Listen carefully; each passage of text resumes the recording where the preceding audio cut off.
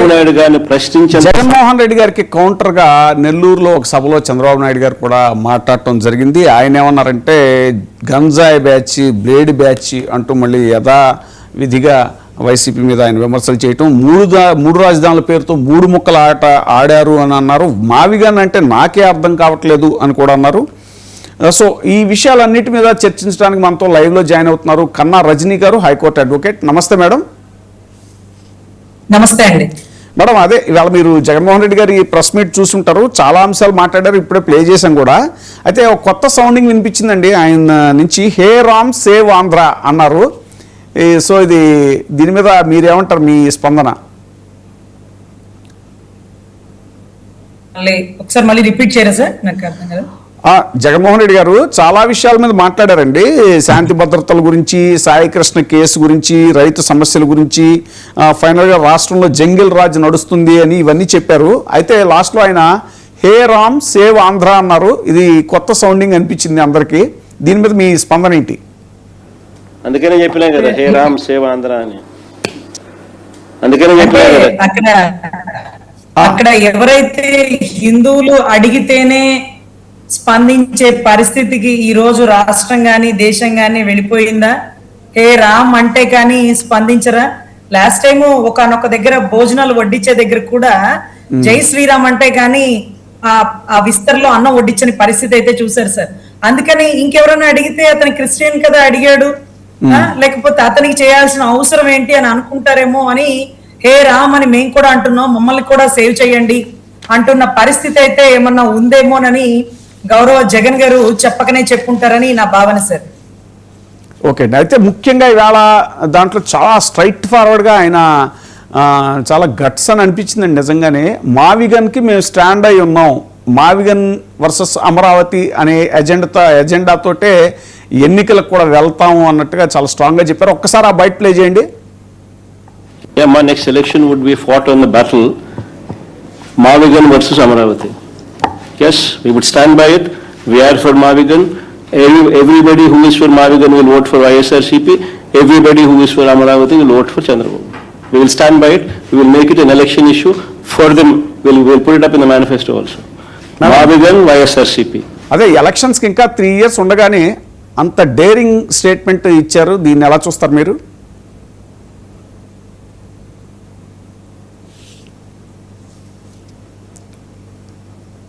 రజనీ గారు లైన్లోకి వచ్చారా?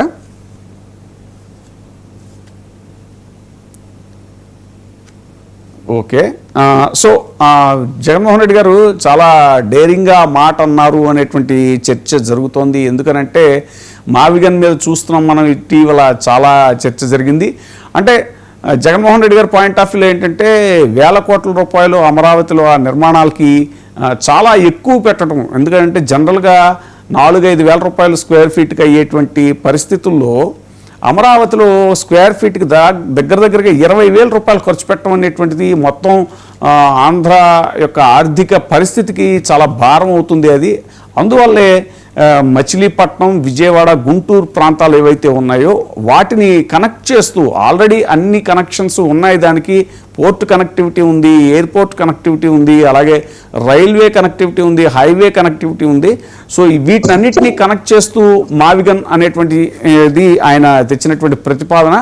సో దాని మీద ఇప్పుడు తాజాగా చంద్రబాబు నాయుడు గారు కూడా అదే అనటం జరిగింది. చంద్రబాబు నాయుడు గారు బయట ప్లే చేయగలుగుతారా? ఓకే, ఆయన ఏమన్నారంటే అదే మావిగన్ అంటే నాకే అర్థం కావట్లేదు, ఈ 3 రాజధానుల పేరుతో 3 ముక్కల ఆట ఆడారు అంటూ కూడా ఆయన చెప్పడం అనేటువంటిది ఇప్పుడు చర్చనీయాంశమైంది. ఇక మావిగన్ విషయంలో చాలా డైరెక్ట్ స్టేట్మెంటే ఇచ్చేశారు మరి జగన్మోహన్ రెడ్డి గారు. ఖచ్చితంగా మేము మావిగన్ స్టాండ్ మీదే మేము ఎలక్షన్స్కి వెళ్తాం, అమరావతి వర్సెస్ మావిగన్ అనేటువంటిదే బ్యాటిల్ అవ్వబోతోంది 2029లోని. ఇంత ఎర్లీగా డిక్లేర్ చేయటం అనేటువంటిది నిజంగా సాహసం అనేటువంటి ఒక చర్చ జరుగుతుంది. ఇక మరొక అంశం తీసుకుంటే జర్నలిస్ట్ని రజనీ గారు, మీకు వినపడుతుందండి? రజనీ గారు మీది టెక్నికల్ ఇష్యూ ఏదో ఉన్నట్టుంది. రజనీ గారు, నా వాయిస్ వినిపిస్తుందండి? సార్ వినపడుతుందా? Okay Yes, sir. Audible, sir. ఇప్పుడు ఓకే మేడం. అదే చాలా ఎర్లీగా ఆయన చాలా పెద్ద డెసిషన్ చెప్పినట్టే, బ్యాటిల్ 2029 బ్యాటిల్ మావిగన్ వర్సెస్ అమరావతి అని అన్నారు. దీని మీద మీ స్పందన? సార్, గతంలో వాళ్ళ కేంద్ర శాఖ మంత్రి చెప్పారు దీనికి 70 ఏళ్ళు 80 ఏళ్ళు పైన పట్టేసే పరిస్థితి అయితే నెలకొంది అని. 4-5 మాయ మాటలు చెప్పి ప్రజల్ని మభ్యపెట్టి 1,50,000 కోట్ల కాంట్రాక్టులు తెచ్చారండి. ఆ 1,50,000 కోట్ల కాంట్రాక్టులు ఎవరెవరికి ఇస్తున్నారు? 3 కార్పొరేట్ వ్యవస్థలు, అది వాళ్ళ ఆధీనంలో ఉండే ప్రత్యేకమైన సామాజిక వర్గానికి ఇస్తూ డెవలప్మెంట్ అంటున్నారు. ఇక్కడ ఒక కంపెనీ కూడా రాని పరిస్థితి. అదేదో జూమ్ మీటింగ్ లో వారి స్వయాన సుపుత్రుడు గారు అనకాపల్లి కంపెనీ తెచ్చారు, కానీ అది కూడా అమరావతికి రాని పరిస్థితి అయితే ఉందండి.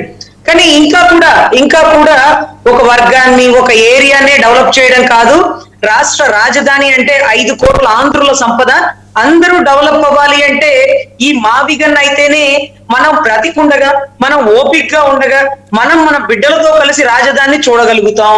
మీరు 70 ఏళ్ళు 80 ఏళ్ళు ప్రాజెక్టులు పెట్టి అంటే అన్ని సంవత్సరాల తర్వాత అవుతుందని పెద్ద L&T కంపెనీ కూడా ఇక్కడ కట్టడాలకి అవకాశం లేని పరిస్థితుల్లో మట్టి సాంద్రత ఉందని, లేకపోతే hyper committee, select committee, Sivaramakrishna committee, ఇలా చాలా కమిటీలలో కూడా నిర్ధారించింది ఈ నేల సాంద్రత ఎత్తైన కట్టడాలు కట్టడానికి సులువుగా అనువుగా లేవని, ఇదేమి జుబ్లీ హిల్స్, బంజారా హిల్స్ లాగా హిల్స్ కాదని, నీటి ఒత్తిడి ఎక్కువగా ఉండే ప్రదేశాలని. అదే రకంగా గతంలోనండి పవన్ కళ్యాణ్ గారు పర్యావరణాన్ని కాపాడదాం అనుకున్నప్పుడు దీని మీదే ఉద్యమించారు. ఇప్పుడు ఆయన కూటమిలో టీడీపీని కాపాడడం కోసం పర్యావరణాన్ని పక్కన పెట్టారేమోనని చెప్పాలండి. ఒకప్పుడు ఉద్యమించిందే ఆయన. మమ్మల్ని అందరినీ రెచ్చగొట్టి ఉక్రేషపరుస్తూ పర్యావరణాన్ని కాపాడాలి, ఇది నా సిద్ధాంతాల్లో ఒకటి, 1500 ఎకరాలు రాజధానికి చాలు అన్న వ్యక్తి ఈ రోజు ఇదే రాజధాని అవ్వాలి, ఇంకా భూములు కలెక్ట్ చేసుకుంటున్నప్పుడు, ఆ భూములు ఇచ్చే రైతులు ఇబ్బంది పడుతున్నప్పుడు కూడా వాళ్ళ కన్నీటి బాధలు ఆయన ఎందుకు కదల్చలేకపోతున్నాయో మాకు చాలా ఆశ్చర్యంగా ఉంది సార్. ఇక మాజీ ముఖ్యమంత్రి పబ్లిక్ గా ఇచ్చిన స్టేట్మెంట్ మావిగన్, ఎక్కడ కూడా అమరావతి అనే పేరు లేకుండా లేదు సార్. గతంలో ఆయన వైజాగ్, కర్నూలు అన్నప్పుడు కూడా పలుమార్లు న్యాయ రాజధాని, లేకపోతే ఆ డెవలప్మెంట్ కి సంబంధించిన రాజధాని అంటూ 3 ఏరియాల్ని పర్యావరణాలుగా చెప్పడం జరిగింది. దాన్నే మార్చి చంద్రబాబు గారు కూడా చెప్పారు. కాకపోతే ఇతను రాజధాని అన్నారు, ఇతను ప్రాంతాలు అన్నారు, మిగతా అంతా same to same sir. So ఈ మావిగన్ అనేది చంద్రబాబు నాయుడు గారు మూడు ముక్కలాట ఆడారు. మావిగన్ అంటే నాకే అర్థం కాలేదు అన్నారండి. తర్వాత ఇంకో విషయం ఏంటంటే, అమరావతిలో అడుగుపెట్టే అర్హత జగన్మోహన్ రెడ్డికి కానీ వైసీపీ నాయకులకు కానీ లేదు అని అన్నారండి. అయితే మరి ప్రజా రాజధాని అని అంటూ ఉంటారు కదా అమరావతిని, మరి ఇలాగా వాళ్ళే రావాలి వీళ్ళు రాకూడదు అనేటువంటి ఇదే